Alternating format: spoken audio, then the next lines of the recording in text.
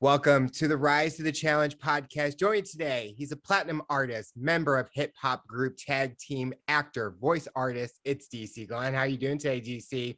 I am doing wonderful. How you doing? I'm doing good. We're so excited to have you on the show to talk about your rise to the challenge. What we like to do with all of our guests is go right to the beginning, talk about where you're from and what were you involved in growing up. Rise to the challenge. I like that. Just the way you said it. Because I've had to do a lot of that. Nah, man. Mine is simple. I had a wonderful childhood. Grew up in just having fun. And my parents worked me like a dog. And I'm so appreciative for that because as a grown man, I don't fear work. Right. Yep. So there's no challenge that gets in the way. There's nothing that I don't think I can do. And everything I do is pie in the sky. Right. And I think I've achieved a nice career and one that will be remembered in history books. And it all comes from that work ethic that my parents instilled in me when I was a child. And when my father forced me to play trumpet and my mother forced me to do piano lessons. But that wasn't what started my music. Started my music was when I got to high school, met Steve. He had a band and I wanted to be in that band because they played in the quad. And at lunchtime, then I worked at the truancy office down the hall from the choir and I heard him singing. I wanted to be in that choir. Then I went to my first high school dance and the DJ had 2 turntables and a mixer. And I was like, ooh, yeah, that's what I want. I gotta do that. And I became masterful at all. And I graduated high school, went to college, DJ'd all the frat parties, wrote lyrics in class when I should have been studying, uh, learned how to use a 4-track because that's when the 4-track first came out back then. For all you people don't know what a 4-track is. It's basically Pro Tools in a box with a cassette tape with 4 tracks. If you don't know what a cassette tape is, it's a plastic apparatus that plays music that if you break it, you gotta use a pencil and some tape to get it back together. Right. So got good at that, moved to Atlanta because Steve had moved to Atlanta. I came down here, had a ball. I knew I was gonna move here after college and started working in the clubs. And it was just I was just having so much fun because all that hard work and being a DJ when everybody laughed at me and everybody's like, what are you doing? My parents are like, we didn't pay college for you to be a DJ and all this and all that. Now it's my career. Now all the singing and all the music theory that I learned, now it's my career. All of, the things I learned from being in the band and how to get shows and how to do this and how to do that, it's now my career. And I expanded upon that. And because we moved to a different region, we were in the Southeast, which is the land of bass. And I knew that being a hip hop group, we couldn't get out of the Southeast by making hip hop. Mm-hmm. So, or the form of hip hop that we were making. So we went to Steve, was like, we got to make an up-tempo record. And we made Whomp There It Is, our first attempt. And everybody thinks it was this big Manhattan project we had on lab coats and we're trying to come up with formulas and all this. And it was just about guys chasing girls on Saturday, Friday, and Saturday night, right? Which is the thesis of every country song, every rock and roll song, every blues song, every R&B song, every genre of music across the board. And it was just a song and it was that simple. And we made it in August '92. And that night I went to the club and played it on a cassette. And to this day is the biggest record response I've had on any record. And I've been DJing for 30 years. And fast forward to that spring, I had stopped playing it and I played it again. And one of the record reps was in the house, a guy named Alan Cole from Columbia Records. And he was like, what is that? I was like, that's my new record, dog. He was like, give me that. I'm going to New York. Went to New York to get a call from Columbia Records 2 days later. Then everybody starts calling because I start passing out, to all the record reps. They send it to New York or LA. Now everybody's calling me, but nobody knew what to do with it. And I almost gave up when one of my record reps, Lisa McCall, was like, you need to call Al Bell. And the year before, Al Bell had put out a record called Daisy Dukes and it went gold. And I was like, that's a good decision because he knows how to, do this up tempo music. And I gave him a call and almost forgot. He called me 2 weeks later. And I was like, look, man, you need to sign us. We got a hit record. It's been tested. You need to sign us. And he was like, okay. I was like, no, no, no, no, no, no, no, no, no, don't play with me. I was like, you haven't even heard the record. And these words I'll never forget. He said, brother, I don't have to hear the record. I hear it in your spirit. Let's agree to agree. Get this thing moving. And let's go. And I gave my 2 weeks in Magic City, which is the club I was working at. Signed a messed up record deal. And in a month and a half, we were platinum, and the rest is history. Growing up, did you have any musical influences, like the type of style and music that you enjoyed, or was you into all the different aspects of it? Anything I heard on the radio, because back then it was all radio, right? But I remember when I got to high school, Planet Rock and Pac-Man, all the African Bambaataa stuff, because that's the essence of hip hop to me, because that's when the B-boy generation started. That's when breakdancing started. That's when hip hop really started taking off. And it just, that inspired me. But then I was going to school on the West Coast. So Egyptian Lover and Dr. Dre, back when he was making up-tempo music, and all the freestyle artists from the Bay Area, and I would order my records from all over the country. So from New York, DC. So I was hearing MC Shan and hearing the Boogie Down Bronx and hearing all these records. And that's what shaped me, right? And that's why I've always been able to understand every genre of music, because I listened to every genre of music as a DJ growing up, and bringing joy to people through genres of music was my mastery, right? And I will always have that because I know what to do. Nobody did the research and the meticulous mining that you have to do to find the record that's in someone's region. So if they come to your city and you play it in the club, they feel at home, right?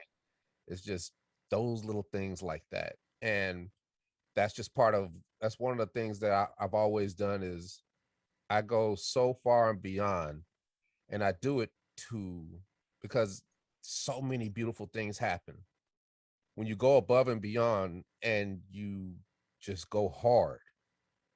You become invaluable, right? You get that muscle memory of overcoming any challenge. You think differently. You know how to thrive in a bizarro world, right? Yep. All these things you become masterful at over time. And that's what's happened to me. And today I still feel 25, because there's always a certain amount of mastery with new things, because everything becomes new. Now I'm in the NFTs, crypto, and all that. I've been in it, but now it's changing daily. Yes. Right? Because a couple months ago, NFTs were like, huh? Right? But now it's like everything is lining up, right? Because now these companies are, okay, if we're going to do this, we're going to connect to a coin, and then we're going to connect this NFT to the coin. And then you got that synergy, and whoever can come up with that technology that serves all of it is the one who's going to win, right? That's the fascinating thing to me. And then in my, genre, or just me, period, I can make my own NFTs because of who I am. You see what I'm saying? So I'm 25, dude, and I'm enjoying every bit of it. And things are coming to me that, I mean, it's just amazing how everything that's old becomes new again. And I'm living it, like I'm about to go to Spokane, Washington, because I'm a part of NACA, National Association of Campus Activities, because we've been doing very lucrative college parties. And now I want to do lucrative college parties and speak at colleges and put them on game and talk to people about the very thing I'm talking to you about, because all I talk about is the things I wish someone had talked to me about when I was a young man. Right? I'm having a ball. Was music always your goal to be in as a career, or was there ever something else that you thought you might have wanted to do, but music kind of fell in your lap and you fell in love with music and you wanted to continue that route? Early on, yeah, I wanted to be a rock star until I was a rock star, right? And then, it's like Tom Brady when he won the Super Bowl. It's like, I won a couple Super Bowls. Is this it? Yeah. Right. But then over time, you realize that staying on top is not easy. Right. So Correct. therefore, that's what drives you is to get back where you were. But for me, it was different because the music is always going to be the music. But I fell in love with other things. Who doesn't want to walk on that, up to the podium and accept their Oscar? Right? Who doesn't want to be in an animated series or for voiceover? Right? Mm-hmm.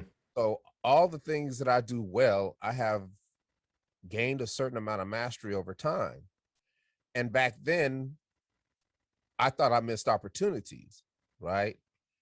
And you asked, was music always there? Music is always the driving force because I've been a DJ, and that's what sustained my music, right?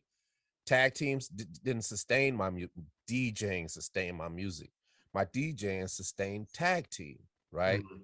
But to keep a hit record viable through all these years and turn it to the nostalgia stage and then thrive off of it, you better have a different set of skills. So I learned SEO. I learned digital marketing. I started running my life like a corporation. I became a licensed commodities broker. All the things that I had made mistakes about in my life, all the traumatic events that happened in my life, I stood up, accepted it, responsibility as a man, and said, that will never happen to me again. And I corrected it through intellect and education, thinking differently because there are different ways to do things. There are different ways to shift your paradigm. Your paradigm is custom to you, Mm-hmm. right? And I've come up with hustle tactics after hustle tactic after hustle tactic to learn things quicker, faster, and regain more retention more fully. So if I learned something, I actually learned it. I call this process learn how to learn. It's not just enough to learn. You have to learn how to learn, right? Because Oh yeah. if you're doing it like everybody else, then learn it. But then how can I learn it faster, right? I just got off a conversation because I'm about to build a website and I could pay somebody to do it. I don't want to do that. I want somebody to work with me on this website one-on-one. Mm-hmm. Show me how to do this step by step, right? I could do it with this other theme, but I want to do it with this theme. I'm switching themes. Show me how. I will pay you to show me how to do this one-on-one, and now I will know how to do it. Now I'm ambidextrous in life because even if I don't have the time to build the next one, I have the knowledge to teach the person that wants to learn it, and now they become part of my team, and I flourish, right? I extend my tentacles and my reach. That's just one thing. I do SEO, right? I write Wikipedia pages. I'm a data analyst, right? I do all these things because they serve the purpose of music, Mm-hmm. tag team, right? Anything that comes my way. Like people say, you can't do all that, DC. You can't do everything. I'm like, you're right. Absolutely right. But I sure enough can be prepared for everything. And they look at me and they're like, man, that's poignant. And I just shake my head because I'm like, the very thing you just disapproved of, you now approve of, but said in a different way because preparation is doing everything, right? So if I know I got all these opportunities coming to me, all the seeds that I lay, I better be prepared for them to hit me in the head. I better be prepared for a seed that I planted 20 years ago to come back and fully bloom in front of me now, Mm-hmm. right? And that's what happens, right? That's what happens. And you have to just keep pushing, play offense, never look at the glass as half empty. always look at it as half full, right? And you will, it's just, I don't want to say mindset because everybody uses it's a mindset. No, it is a way of thinking that's different. And if you can put all those ways that are different into positive, things that happen, if you can turn your negatives into your positives, then there's nothing that can stop you. It's going to take work though. The only thing that can stop you is you. So depending on how much you want to work, that's the only thing that can stop you. And if something else stop you, life is going to hit you, right? But those are just, life is going to be life. That's baked in the cake already. Mm-hmm. But you can't use that as an excuse, right? All the bad things, it's up to you. You get one life. And it's up to you what you do with it. So I don't care how old you are, how young you are. There's nothing on this earth that is not achievable, period. But you got to put in the work. First, you got to get the intellect, but then you got to put in the work, and then you got to come up with all these tactics to get to where you need to be faster. And that's what I do. And I'm sitting here thinking, just in the last couple hours, all the things that have just hit me in the head, right? Like just call after call after call, opportunity after opportunity. Like just got a call from the Nick Cannon show. Oh, wow. What I mean? I'm doing auditions. I got voiceover to do, right? I just finished 2 TV shows. All these things that I'm thinking about. We got Thanksgiving Day parade. Then I got a voiceover awards show to go to. All these things require me to keep them locked in a ball. So if there are things on the outside, these opportunities, I gotta say no. Mm-hmm. Because if it's not within my little ball of, my concentrated ball of discipline and focus, then you're just all over the place. That's fine too, because you usually find your way to that ball, but it takes mastery in all those things that people said you were the jack of all trades of, right? Jack of all trades, master of none. But if you live long enough, hustle hard enough, play offense, learn how to learn, you become masterful at all of those trades and you become ambidextrous in life. I love the example that you gave about you learning about SEO with building the website, not letting just someone do it for you, because I have that same mentality where I like to get my hands involved and learn as we make these projects. Like, especially with this, I didn't know anything about editing, but I was learning because it made me evolve as a person. Because if my job needed someone to do an edit for something, I have the background and the skill set, and I can get myself involved in that. So I love that example because I think I can really relate to that. And there's so many people that can relate. And then there's some people that just can't because they want that easy route. And with us, we want to evolve and grow and learn even more. Hey man, I tell people every day, if you have a job that you don't like, or you just have a job, don't just have a job. Learn how to do everybody's job. When I was DJing, I was not just DJ. I was your light guy. I was your sound guy. I did all your graphics work. I did your video editing. I did your television commercials. I did your voiceover. I did your fashion photography. And now I got 6 streams of income because I've just made myself invaluable. I tell people, if you got a dead end job, it's not dead end because there are a whole bunch of people that do a different job. Learn how to do everybody's job. You learn how to do everybody's job. Somebody's going to be sick one day. The boss going to be like, damn, she's not here. I got it. Whoa. Okay. How you know how to do it? We work together. She taught me. All right, cool. Supervisor's gone. Well, I need this done. I got it. Yep. And most people, I'm not about to do all that extra work, but what they don't understand is that you're not doing it for the company or for somebody else. You're doing it for you. And if you do it for you, even if they don't keep you, the transition to the next bigger thing is easier because now you have more in your toolbox to succeed. If you're you just wasted a whole bunch of time if you're just sitting at a job doing the same thing you always do. You better learn everything. If they got a program where you can come up, you can learn how to do this and learn how to do that. Get that after that person finishes that program, ask them, can you go down to FedEx and copy that book? so you can learn what they know, right?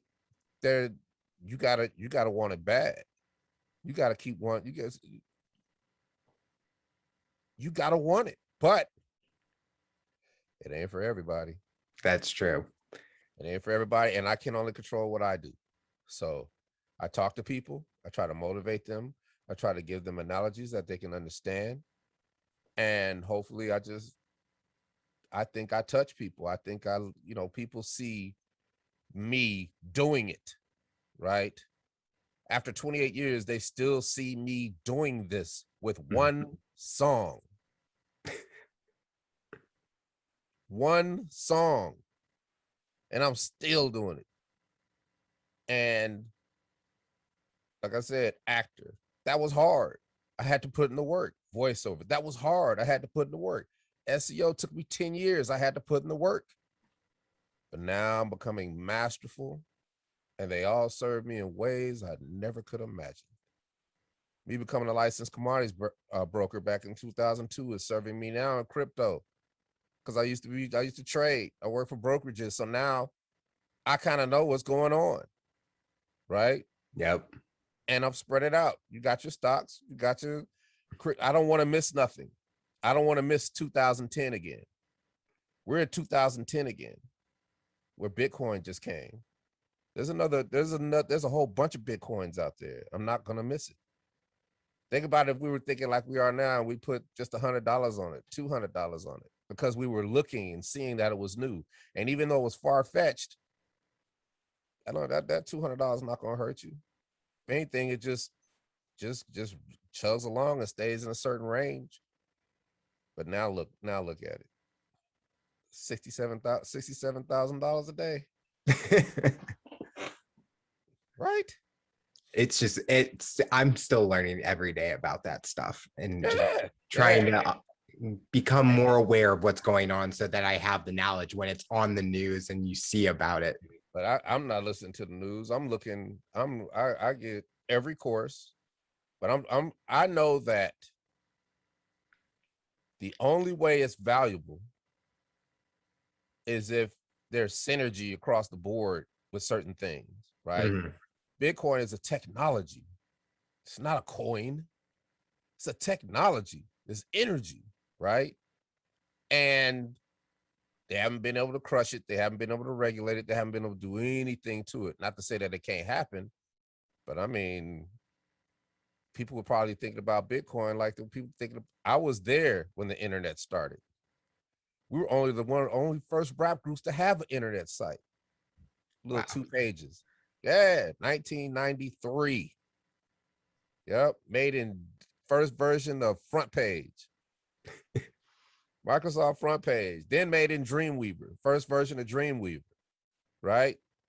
And I didn't know what it was back then, right? And these are those little traumatic experiences that you look back in the day. See, a lot of times what happens is we beat ourselves up about the mistakes and the missed opportunities we think we've made in life.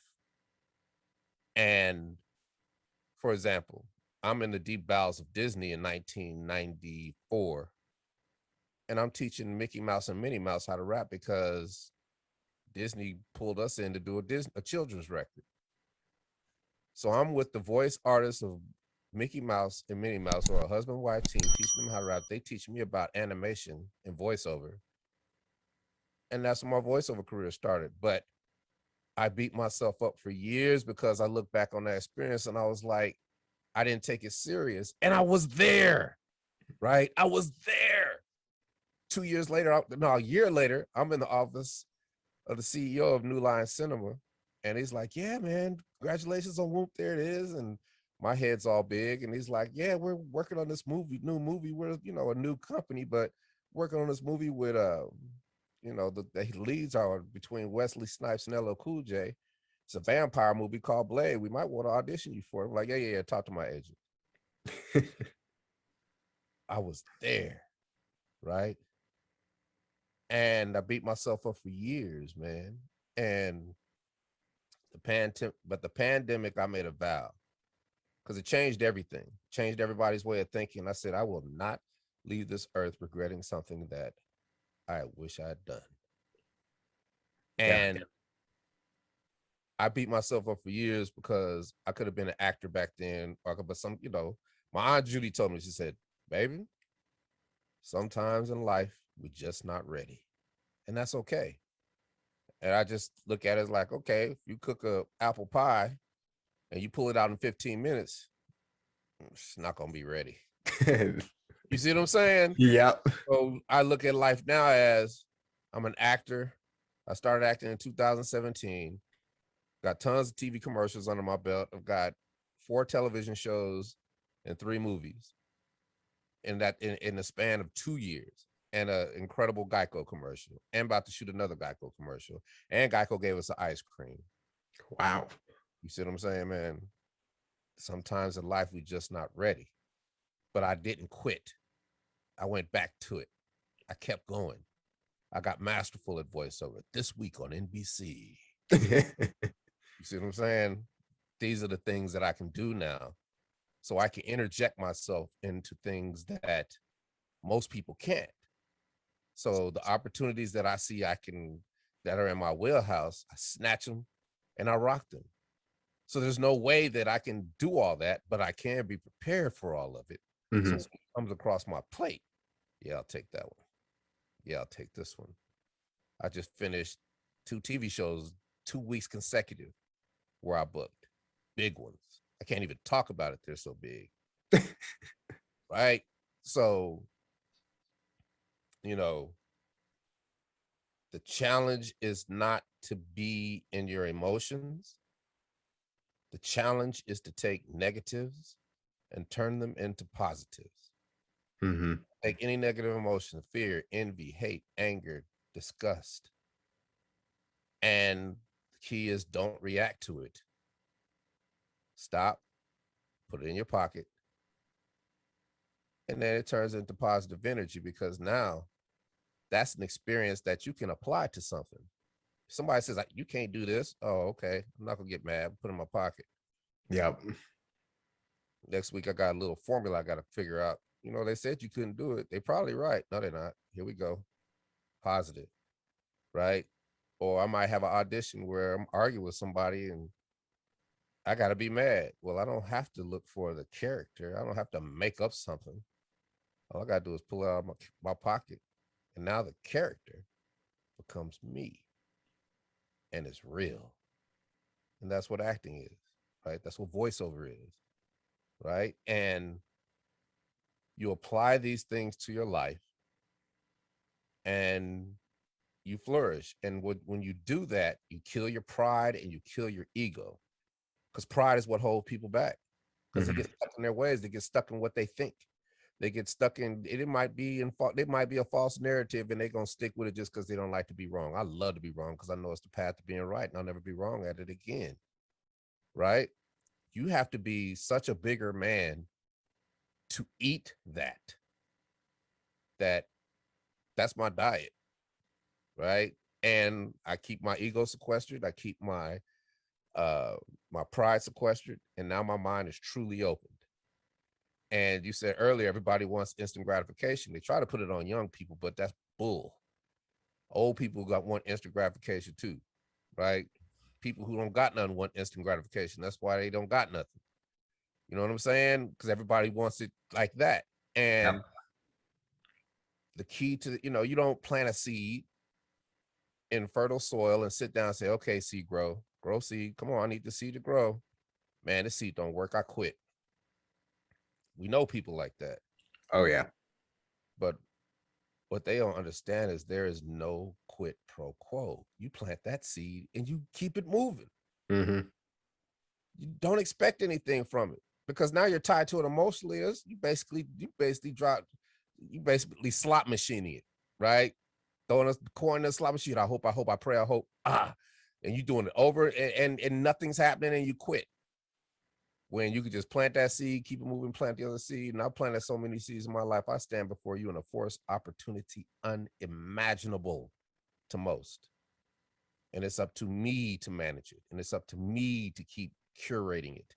And it's up to me to tell my story and to live my life and spread the word to everybody else that What I do can be done, but you got to put in the work. And you can't be emotional about it, and you got to not care. You can't expect anything back. And I don't expect anything. I just, if I go and try to do something and it don't work, hey, I tried. Mm-hmm. And something weird happens. A couple years down the line, it comes back and it serves you. And then it folds into all your other tentacles. And now you just have so much mastery because of life. You've lived life and you've withstood things, and you had trauma, and you've been down and you've come back up, and you've done all these things. That's baked in the cake. But it's how you respond, and it's how you keep focused and stay moving is what gets you to where you want to be in life. And if everybody just saw it that way, more people would get what they want. But it ain't for everybody. And I tell people all the time, it's like when I talk to young people, and it's like, but you make it so easy. I was like, nah, it ain't. This is all easier said than done. I said, nothing I do is easy. I said, look, y'all, it never gets easier, ever. But it does get better. And that's all you can hope for in life. That's all you can hope for in life, man. When you did the GEICO commercial and you're with your tag team member also, did it bring back like the old good times with you guys performing, or whenever you do like reunion performances that it brings up the good memories? And even with the fans listening to it, they're like, we've never stopped. So it's just keep going. We've never stopped. We've always been doing NBA halftime shows and concerts and things of that nature. We've never stopped. And every year, Whomp There It is in something. TV commercial, theme song, movie. It's never stopped. So we've never stopped, right? But we're not a rah-rah type of group, right? Because kind of lame trying to say trying to say, hey, everybody, look at me, I'm hot, still on one song. That's lame. You don't do that. You know what I'm saying? But when you show up to an old school concert, you give the memories. I'm the one that drives the memories. I'm the one that creates the nostalgia, because I take you back to a time of your youth and when you have fun and it is your favorite song, and generation after generation after generation has listened to that song and learned to love it because they hear it in pop culture. Mm-hmm. They hear it in their everyday lives. And then to have it come back in to have it in the GEICO commercial. And the reason that it even happened, is because of SEO, because of acting, and because of who I am.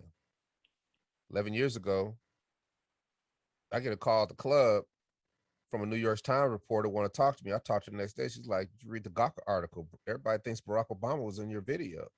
We do press for a whole week, ABC, NBC, Stephen Colbert show, everything, the big boys. And at the end of that week, I had nothing to show for it, and it pissed me off. That will never happen again. That's what started my SEO career. I didn't have a web presence. I couldn't be seen. If they can't find you, how are they going to pay you? Mm-hmm. Remember that, kids. If they can't find you, how are they going to pay you? And that's what started my SEO career. Search engine optimization, learning how to build websites, learning what keywords were, learning how, to structure your links properly, learning how to structure your silos properly, learning all of these things, how to use WordPress, all the stuff that was very, very, very, very, very difficult. And September 2020, in the middle of a pandemic, I get a call. Hey, DC, my acting agent, you booked a GEICO commercial. Don't play my emotions, Smokey. I haven't even auditioned for a GEICO commercial. She's like, DC, they want a tag team. I was like, oh. And I checked the tag team phone. There it was. But they didn't wait for me to call them back. They went on the internet, found my IMDb, found my agent. Wow. I let my agent make my money because that's what they do. I let them do the deal. And it is the most lucrative deal that we have ever made. All because I could be found. Right? And that is what it's about. Right? You have to be able to be found. They found me. Now, fast forward to this is what we're gonna do. Okay, cool. Now I get to prepare as an actor. I said I want to come with 5 or 6 things that make this commercial, add to it. I got to imprint on it. And plus, that's just what I do. I prepare. And the night before we had our fitting, I was like, I got some ideas. I really would like you to hear. It's like, anything you want to do, DC? I was like, well, try to make a spin and scoop, but couldn't make one. We'll have it tomorrow, DC. What? Oh, I know kids love sprinkles. I want to do the sprinkle with the Salt Bay, and I want to do the LeBron James throw, and I want to do a food fight sprinkle and all kind of sprinkles. DC will have a truckload full of sprinkles. Yes, we do. And you want to do this, boom, boom, boom, boom. We went through the whole line, and we did everything. They could have shot 5 GEICO commercials, all the stuff that we did. And the things that I prepared for are the things that make the commercial great, because we were tag team. Mm-hmm. What you saw is what you get, right? And all the other actors did an incredible job, and they are all Atlanta actors, and everything was Atlanta. These are my colleagues, right? And then we wait. And I'm like, we're in the middle of a pandemic. I'm not going to be able to do shows. Salt and Pepper did theirs in 2014. They've been touring ever since. But we can't tour because of the pandemic. What am I going to do? I'm not going to sit around. Find a publicist. Now publicists don't want to work with me because we're in a pandemic. I'm like, what? I'm going to be my own damn publicist. And listen, kids, hustle, hustle, hustle. This is a learn how to learn hustle tactic. Whenever you get stuck, whenever there's a problem, whenever you can't figure something out, join an organization, society, or association, because those entities are filled with people who have been masterful at their profession, and they've been doing it for 10, 20, 30, 40, 50 years, and they can't wait to run their mouth about their profession, and they will tell you everything you need to know, and they have all the resources. So I joined the Public Relations Society of America.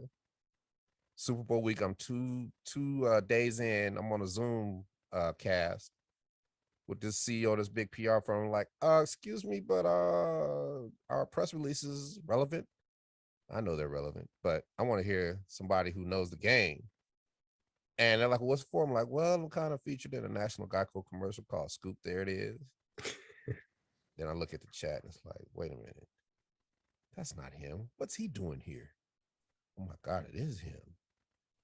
Oh my God, my great commercial, dude. My mom loves that commercial. My gram loves that commercial. It just blew up. I just took over the entire chat. And the moderator calmed everything down. She's like, okay, back to what his question is. Our press release is relevant. The CEO goes, yes, because the whole last year every story has been about COVID. The whole last year, every story has been political, right? And here you guys come throwing sprinkles and spinning scoops and dancing, and DC, you'll smile. Of course that press release is going to work. And you're going to go here for all the publicists, here for all the podcasts, here for all of the TV talk shows, here for all the journalists. You're going to make sure your pitches are like this. And it has changed my life forever, because she gave me the entire breadth of her experience in 10 minutes. And it is the reason that you and I are talking right now. Well, it's an honor. Publicist. You see what I'm saying? And I become my own publicist. That done mushroomed into 15 other things, right? Join an organization and learn what you need to learn. You don't even got to join the organization. Just pick up the phone and call them. Oh, yeah. Why should I join your organization? Well, we do this, this, this, and this, and this, this, this, and this.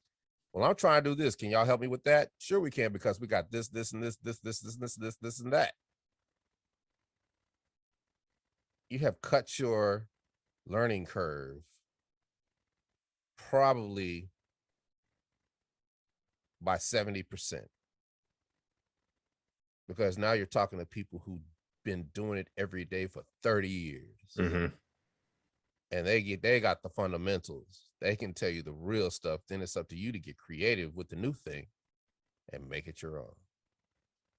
And when people ask me, what message do you have for the high school youth?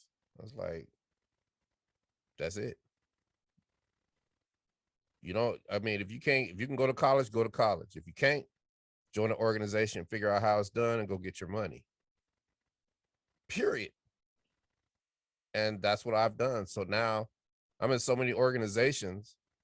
I mean, I'm in NAC, I'm in IEBA. IEBA is International Entertainment Buyer Association, because I wanted to start doing shows again around 2015. They were like, well, you only got one song, so I don't know if we can really even get you guys shows. I'm like, all right, keep telling me no. I went and joined that organization. When it comes to concerts, there's a hierarchy. You have your buyers, the people who put on the concert. Then you have your big boy, the Live Nations and the Radio Ones. And then you have your mama pops, the very people that were telling me you only got one song, they could put me on their roster. Then you have the managers, then you have the artists. I effectively cut out the middle. I go to the convention. I'm wearing a big Whomp There It Is t-shirt, 5,000 strong in there. Me and Chubby Checker, the only black dudes in there. And I get to networking, and now we doing shows. We doing 40 shows a year. You see what I'm saying? Don't let nobody tell you can't do something. Don't let nobody tell you anything. Figure out a way. And if you can't figure out a way, join an organization, and then you'll figure out a way.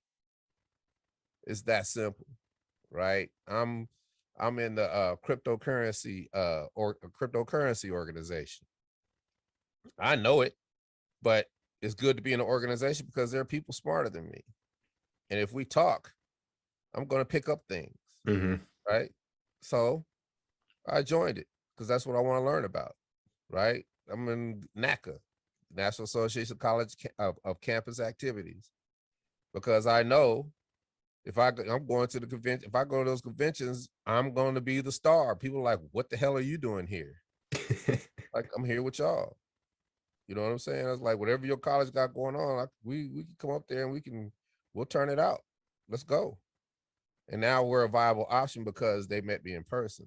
And they have budgets that are astronomical. You see what I'm saying? You have to hustle. I'm hustling. I don't have to, but I do it anyway, because that's what's required to get where you want to get. And I always ask people, like, what do you want? And they can't even tell me half the time. They try to flip it on me. What do you want? I'm like, I want it all. It's like, you can't have it. Like, hey, you didn't ask me that. You asked me what I want. I want it all. That's my driving force. I know I can't have it all, but I want it all. So whatever comes along the way, that's what I'm gonna do. So, hey man, that's DC the Brain Supreme in a nutshell, because they call me DC the Brain Supreme for a reason. I just figured things out, man. I'm tenacious with it, right? I just think differently. I think backwards. I think forwards. I'm just try to be practical, right? And I'm just as lazy as the next person. Probably lazy. But if I gotta do it, I do it anyway. And that's what makes people great. That's one of the first lessons you learn. So, hey man, that's all I can tell you. And I just have a ball living life. That ball living life. Do you have any future personal goals that you're wanting to accomplish outside of career life? Is there something that you want to pursue personally that has been like a dream of yours, or something that has always been on your mind that you want to accomplish? I'm in the process of doing everything I ever could have imagined doing. I'm an actor, right? You know how hard it is to get on television or get in movies? Not easy. Exactly. I mean, like that was it, right? You know how hard it was to become a rap star, right? Like, those three things continue to serve me. What else is there? Maybe win an Oscar, maybe, little, accolades like that later on, but that's not really a goal. It's a byproduct of what I'm doing now. The answer to that question, mastery. I want mastery. I want mastery in acting, mastery in voiceover, mastering at what I do in all these years that I put in in my crafts. I want mastery at all of it. If I can achieve that, I've done the most that I could done with this life the Lord has blessed me with. The final question I'll ask you, for someone that's listening to this interview based on your journey and experience, what tips or advice would you give them to overcome obstacles, accomplish their goals, and rise to the challenge? Join an organization, plain and simple. And don't quit. You can never quit. You can never quit. And people are like, well, DC, how do you handle the fear when you jump from one thing? I was like, you be scared. Mm-hmm. You can do two things at once. You can be scared and keep it moving. Be scared, never stop moving. Because that fear is what drives you through it. And when you get on the other side of it, you realize that, hey, what's the next thing I'm scared of? What's the next challenge, right? Because you're willing to face your fear, right? And facing your fear is exhilarating. Yep. It really is. It's rare that you get to really witness it in that context, but facing your fear is exhilarating, my friend. And when you accomplish that, you're a better person, and you know, it's just a better person than you were the day before, right? So just ride, like, to me, it's just about getting through it. There's no way around it. There's no way over it. There's no way under it. The only way to it is through it. Period. Well, DC, I want to thank you so much for coming on the show and talking about your rise to the challenge. You're inspiring so many people, and we're excited to see what the future has for you. Hey, man, I just want to thank you for letting me come over here and run my mouth, because I know I've been running my mouth, but I appreciate you letting me run my mouth because I learn more from talking. You know what I'm saying? So this little session I don't come up with 10 new hustles, right? Just from me hearing my own stupid voice. It's like, oh, that's how I do that. Oh, while I'm talking to you. So I appreciate you. I appreciate your listeners. And before I go, one more thing I gotta get off my chest. Sprinkle. Always good. Hey man, I appreciate you having me on. You have a good evening. Peace, everybody.